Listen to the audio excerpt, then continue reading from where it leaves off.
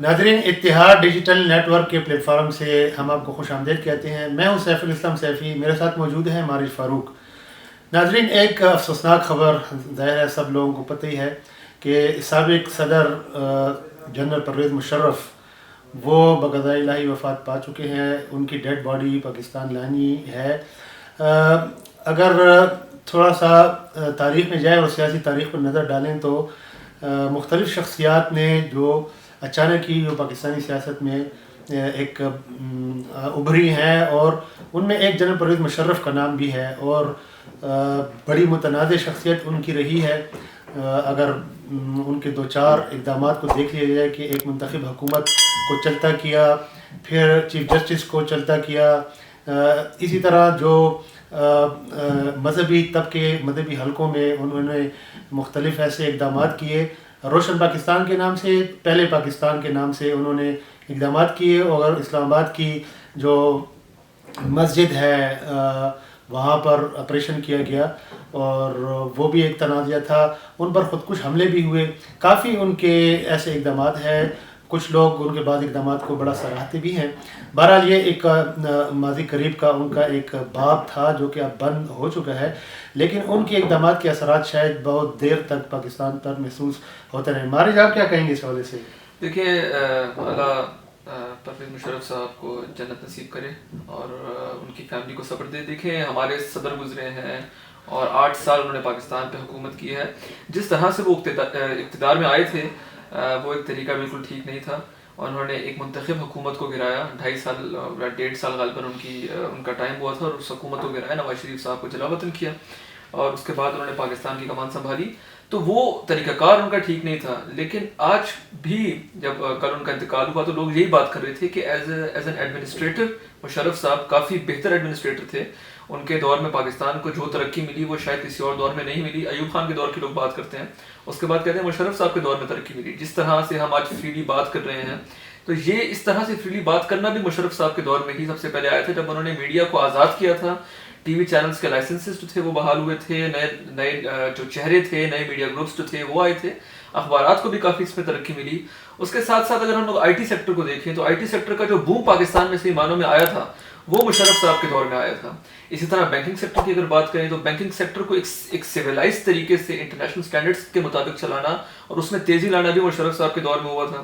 اسی طرح جس طرح ہم بات کریں کہ جو گاڑیوں کا لیز کا جو سسٹم تھا، بس دیکھیں کسی کے لیے بھی اس دور میں 10 لاکھ 15 لاکھ کی گاڑی لینا مشکل کام تھا، اور لوگ زیادہ گاڑیاں لیتے بھی نہیں تھے. لیکن مشرف صاحب کی پالیسیز کی وجہ سے اس ملک میں لیزنگ سسٹم جو ہے وہ متعارف کروایا گیا، جس سے ایک عام گھر کا بندہ جو تھا وہ بھی گاڑی لیز پہ لے کے اپنے شوق جو ہے وہ پورے کرتا تھا. تو اس طرح کے اقدامات ان کے تھے. جس طرح آپ نے بات کی کہ جہاں ان کے اچھے کام تھے وہاں ان کے کچھ نیگیٹو ایسپیکٹس بھی ان کی حکومت کے تھے. جس طرح سے انہوں نے لال مسجد پہ حملہ کروایا، میں یہ سمجھتا ہوں کہ جس طرح سے انہوں نے لال مسجد پہ اٹیک کیا اور وہاں جو ہے انہوں نے ایک مسجد کی بے حرمتی بھی کی، وہ اس کو اوائڈ کر سکتے تھے. اور اس کا ایک ڈائلاگ جو ہے، ڈائلاگ سے دنیا کی بڑی بڑی جنگیں جو ہے وہ جیتی جا سکتی ہیں. تو وہ ڈائلاگ کا راستہ انہوں نے ان کو چاہیے تھا اپناتے، لیکن انہوں نے وہ نہیں کیا. پھر اسی طرح انہوں نے سپریم کورٹ کے اوپر جب اٹیک کروایا، ایک سٹنگ چیف جسٹس جو تھے ان کو انہوں نے نکالا. اٹیک کی بات میں اس طرح کرتا ہوں کہ انہوں نے فزیکلی کوئی فوجی نہیں بھجوا دیے تھے، لیکن جوڈیشل سسٹم پہ اٹیک مطلب جوڈیشری پہ اٹیک ہے. تو وہ کر کے انہوں نے ایک وکلا کی موومنٹ چلی، اور پھر جس طرح سے ان کی حکومت کا خاتمہ ہوا، اس میں یہ وکلا کی جو موومنٹ ہے اس کا بہت بڑا رول تھا. جاتے جاتے میں سوری آپ کی بات کر رہا ہوں، ایک اور انہوں نے جو اقدام ان کا جو تھا، جو قدم ان کا تھا، وہ تھا بلوچستان میں سیپریشن موومنٹ کو اور تیز کرنا. جب انہوں نے اکبر بگٹی پر حملہ کروایا، ان کا قتل کروایا، تو اس سے آبویسلی ان کے مطابق وہ بات ٹھیک سے، وہ آخری دم تک کہتے رہے کہ اگر مجھے پھر موقع ملے گا تو میں پھر یہ کام کروں گا. لیکن اس کا بھی ایک طریقہ ہو سکتا تھا. کسی آپ نے ایک سٹنگ جو ٹرائب کا جو ہیڈ ہے اس کے اوپر آپ نے حملہ کروا کے اس کو قتل کروا دیا، تو اس سے یہی ہوگا نا کہ لوگ کہیں گے کہ یار یہ ہم لوگوں پہ حملہ تصور کریں گے. اور جس طرح کے بلوچ عوام ہے وہ بڑی غیرت مند قسم کی عوام ہے. تو اس طرح کچھ اس طرح کے ان کے اقدامات تھے جس کی وجہ سے ان کا نیگیٹو امیج بھی کافی سامنے ہے. اصل میں دیکھیں، میں اگر یہ کہوں نا کہ اقتدار میں جو لوگ ہوتے ہیں ان کے پاس جو اختیار ہوتا ہے، پھر بندوق ہوتی ہے منظم، اگر آپ کے پاس فورسز بھی ہیں، پھر اصل میں امتحان تو تب شروع ہوتا ہے کہ آپ اقتدار میں آئے اور صلح صفائی اور مذاکرات سے کسی مسئلے کو حل کریں. جیسے آپ نے خود کہا اکبر بگٹی کا قتل، اس کے ساتھ ساتھ انہی کے دور میں محترمہ بینظیر بھٹو کی قتل ہوئی، اور پھر بہت ساری انگلیاں ان کی طرف اٹھتی رہی. بہرحال کچھ اقدامات ایسے ہیں جیسے کہ افغانستان کے جنگ میں اسی طرح شریک ہونا، پھر امریکہ کے مختلف ان کو اڈے دینا، پھر ایسے اقدامات کرنا. مثال کے طور پہ نواز شریف نے کارگل کے اس میں وہ ہوا تھا اٹیک انہوں نے کیا تھا، پھر منتوں کے لیے نواز شریف کو انہوں نے آگے کر دیا تھا کہ آپ جا کے امریکن اس کے سے وہ کلنٹن سے جو ہے وہ بات چیت کرے، یہ وہ کرے. میں کہنے کا مقصد یہ ہے کہ بعض اقدامات ایسے ہوتے ہیں کہ جن کے اثرات بہت سالوں تک وہ ملکوں کو، اس کے عوام کو بھگتنے پڑتے ہیں. تو دوسری جو آپ نے باتیں کی ٹھیک ہے، ان کے بھی ہیں، لیکن ظاہر ہے کہ یہ اقدامات کسی حد تک فائدہ دے سکتے ہیں معیشت کو، یا لیکن جو بعض اقدامات ایسے ہوتے ہیں جن میں تادیر اثرات قائم رہتے ہیں. بالکل. اور ابھی تک جس طرح کا مسجد پہ انہوں نے لال مسجد کا واقعہ تھا، اس کا امپیکٹ ابھی تک سوسائٹی میں ہے. جی بالکل. تو اس سے ایکسٹریمزم میرے خیال میں بڑی ہے، کوئی وہ نہیں. اچھا، دوسرا یہ کہ عمران خان نے جیل بھرو تحریک کا جو کہا ہے، آپ کا کیا خیال ہے، اس پر عمل درآمد ہوگا؟ دیکھیں سیفی صاحب، عمران خان صاحب جو ہیں وہ ایک تو روز پریس کانفرنس کرتے ہیں، پھر سوشل میڈیا پہ بھی آتے ہیں. تو جب بندہ اتنا زیادہ میڈیا پہ آتا ہے تو اس نے کچھ نہ کچھ اعلان تو کرنا ہوتا ہے. دیکھیں عمران خان صاحب کی پاپولیرٹی پہ کوئی شک نہیں ہے، لیکن جو جیل بھرو تحریک ہے یہ بہت مشکل کام ہے. یہ آخری دفعہ پاکستان میں مجھے جہاں تک یاد پڑتا ہے، پاکستان کی تاریخ میں جیل بھرو تحریک جو ہے اس طرح آفیشلی کبھی اناؤنس نہیں کی گئی. اور گاندھی کے زمانے میں اس نے جیل بھرو تحریک ایک دفعہ اناؤنس کی تھی کہ یار ہم لوگوں کو جیل میں ڈالو، یہ ہمارا پروٹیسٹ ہوگا. تو عمران خان صاحب نے اعلان تو کر دیا ہے، لیکن دیکھیں اس اعلان کے ساتھ انہوں نے ایک اور بات بھی کی ہے. انہوں نے کہا میں اعلان کرتا ہوں جیل بھرو تحریک کا، لیکن اس پہ لاہے عمل میں آگے جا کے دوں گا آپ لوگوں کو. تو اس کا میرے نزدیک اس اعلان کا جو محض مطلب صرف یہی ہے کہ وہ حکومت کو پریشرائز کرنا چاہتے ہیں.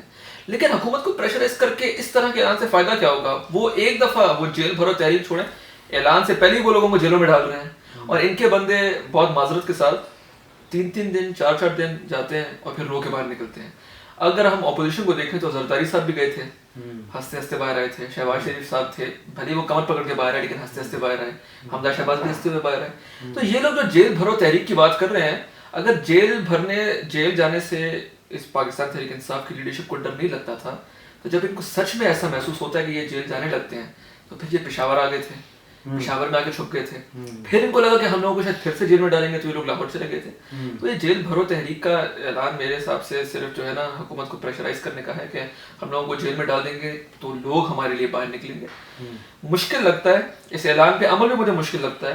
اگر جیل بھرنی ہی ہے تو پھر لا عمل کا اس میں کیا ہے. اچھا، آج الیکشن کمیشن نے جو ہے وہ مختلف یہاں کے حلقوں کے ری الیکشن کا وہ جاری کیا، اسکیجول جاری کیا ہے. تو اب پی ٹی آئی تو میرے خیال میں دوبارہ الیکشن میں جا رہی ہے. میں نے پی ٹی آئی نے آج اپنی لاہور کمیٹی کا اجلاس بلایا تھا اور اپنی پنجاب کمیٹی کا، اور اس میں انہوں نے یہ ایسپیکٹ کو ڈسکس کیا ہے. وہ لوگ یہ سوچ رہے ہیں کہ ہم لوگ اگر نیشنل اسمبلی کی 35 سیٹوں کے اوپر اگر ضمنی انتخاب ہوتا ہے تو عمران خان صاحب خود الیکشن لڑیں. اور عمران خان صاحب خود الیکشن لڑنے کا مطلب صرف یہ ہے، وہ یہ اپنی بتانا چاہتے ہیں کہ میری کتنی پاپولیرٹی ہے، میں 35 کی 35 سیٹیں جیت سکتا ہوں. تو یہ ان لوگوں کی اسٹریٹجی ہے. لیکن اس چیز کی کوئی سمجھ نہیں آتی کہ آپ نے 150 سیٹیں اپنی آلموسٹ چھوڑ کے اگر 35 سیٹوں پہ آپ ایک ہی بندہ الیکشن لڑ رہا ہے، اگر وہ جیت بھی جائے گا تو کیا مطلب اس سے، جیسے کہ اس سے پہلے ہوا ہے 9 سیٹوں پر اگر خان صاحب جیت گئے تو کیا اس سے صرف نمائندگی تو ایک ہی سیٹ پہ اس نے کی، لیکن وہ بھی نہیں کی. لیکن میرا ایک اور آسپیکٹ کی طرف ذہن جا رہا ہے کہ یہ پاکستان کا جو ٹیکس کے پیسے ہیں لوگوں کے، آیا وہ اتنے زیادہ ہے پاکستان کے پاس کہ ان الیکشنوں پہ ہم کروڑوں اربوں روپے خرچی کرتے رہیں گے، اس کا ان پٹ آؤٹ پٹ کچھ نہیں نکلے گا. پچھلے جو الیکشن تھے جس میں 9 سیٹوں پر وہ الیکشن لڑے، آیا ان کے بھی اخراجات ہوئے ہیں، ٹھیک ہے، لیکن اس کا کیا ہوا؟ وہ تو نہ گئے اسمبلیوں میں گئے، پھر خود ہی ابھی تحلیل کی ہیں اسمبلی ہے، اور پھر انہیں اسمبلیوں کے الیکشن میں اگر دوبارہ جائیں گے تو مجھے ان کی سیاسی فیصلوں کی کوئی بوجھ آ نہیں رہی. پاکستان میں سیاسی فیصلے ملک کے مفاد سے جو ہے نا وہ تھوڑے سے الگ ہوتے ہیں. وہ اپنے مفاد کو دیکھتے ہیں، اپنے مفادات کو دیکھتے ہیں. سیاستدان اپنے فائدے کو دیکھتے ہیں، جہاں ان کا فائدہ ہے وہ ٹھیک ہے، جہاں ان کا فائدہ نہیں ہے تو وہ کہتے ہیں ملک کا جو مرضی، ان لوگوں کو کوئی فرق نہیں پڑتا. آپ نے نیشنل اسمبلی کی تو بالکل آپ کی بات ٹھیک ہے کہ انہوں نے اپنی سیٹیں چھوڑی ہوئی بھی، عمران خان الیکشن لڑ رہے ہیں. لیکن پروونشل اسمبلی کا تو جو دونوں اسمبلی سے انہوں نے استعفیٰ دیا ہے، اس کا تو مقصد ہی یہ تھا کہ ہم لوگ استعفیٰ دیں، الیکشن کروا کے واپس آئیں، 5 سال کے لیے ہم لوگوں کی جو حکومتیں ہیں دونوں صوبوں میں سیکیور ہو جائیں، جس سے وفاقی حکومت پر پریشر بنے گا اور وہ پورے ملک میں الیکشن اناؤنس کر دیں گے. ابھی تک تو یہ لگ رہا ہے کہ شاید اس طرح کا کوئی امکان نظر نہیں آ رہا کہ الیکشنز ہوں گے. لیکن آئین اور قانون اس میں کیا راستہ اپناتا ہے؟ ایک آسپیکٹس تو ہم نے جو مختلف آراء دیکھی ہیں سنی ہیں قانون دانوں سے، تو وہ یہ کہہ رہے ہیں کہ جنرل الیکشن جب قریب ہوں تو اس قسم کے آپ الیکشن نہیں کر سکتے. اور یہ جو ہے انہوں نے تو پہلے تو یہی انہوں نے کہا تھا کہ ہم جب تحلیل کریں گے 2 اسمبلیاں تو اس کا پریشر پڑے گا حکومت پر، اور اس کے ساتھ جو ہے 2 اور اسمبلیوں کو بھی ڈیزالو کر دیں گے، اور پھر جو ہے جنرل الیکشن کی بات ہوگی، اور ہم جو ہے اتنا پریشرائز کر لیں گے کہ حکومت ہم سے اس جنرل الیکشن کے حوالے سے ہماری بات مان لے گی. لیکن ایسا ہوا نہیں ہے، ابھی تک کوئی پریشر نہیں پڑا ایز سچ. اور جو ہے یہاں جو کیئر ٹیکر گورنمنٹ آئی ہے، وزیر اعلیٰ آیا ہے، تو اس کے بھی ان کا تو یہی ہے کہ وہ کہہ رہے ہیں کہ ہمارا جو ڈومین ہے، ہمارا مینڈیٹ ہے، وہ یہی ہے کہ ہم الیکشن کروائیں. لیکن ساتھ میں گورنر صاحب تو بطور خاص اور ان کے کچھ وزراء بھی الیکشن کے حوالے سے خدشات اور تحفظات کا اظہار کر رہے ہیں کہ جو سیکیورٹی سچویشن ہے اس کی وجہ سے نہیں ہو پائیں گے، اور ایسا نہیں ہونا چاہیے. تو میرا خیال میں شاید ڈیلے ہو جائے یہ والے الیکشن. اور جو عمران خان کا ایک وہ تھا سیاسی لائحہ عمل کا ایک یہ پوائنٹ آف ویو تھا کہ اس سے وہ اپنے اہداف حاصل کر لیں گے، وہ میرے خیال میں نہیں ہو پائیں گے. سیفی صاحب، جس طرح ہم نے کہا کہ کچھ قانوندان یہ کہہ رہے ہیں کہ جب جنرل الیکشن قریب ہوتا ہے تو اس طرح کے الیکشن جو ہیں وہ اس کے ساتھ ہونے چاہیے. میں بھی چونکہ وکیل ہوں، مجھے نہیں لگتا کہ ہمارے آئین میں اس طرح کی کوئی گنجائش ہے. آئین نے بڑی اسٹریٹ لائن اس پہ لی ہوئی ہے کہ جس دن اسمبلی ٹوٹے گی اس کے 90 ڈیز کے اندر آپ نے الیکشنز کروانے ہیں، اور اگر آپ لوگوں نے اس کو چینج کرنا ہے تو اس کے لیے آئین میں ترمیم کی ضرورت ہے. اس وقت پاکستان کی جو پارلیمان ہے اس میں کسی بھی پولیٹیکل پارٹی کے پاس 2/3 اکثریت نہیں ہے. پی ڈی ایم کی جو گورنمنٹ ہے اس کے پاس تو وہ تو خود 2 سیٹوں کے اوپر ان کی حکومت قائم ہے. اگر ان کے ایم کیو ایم والے نے پچھلے دنوں اس طرح کو ایک اسکیئر دیا تھا، اگر وہ لوگ چلے جائیں گے تو ان کی تو حکومت ٹوٹ جائے گی.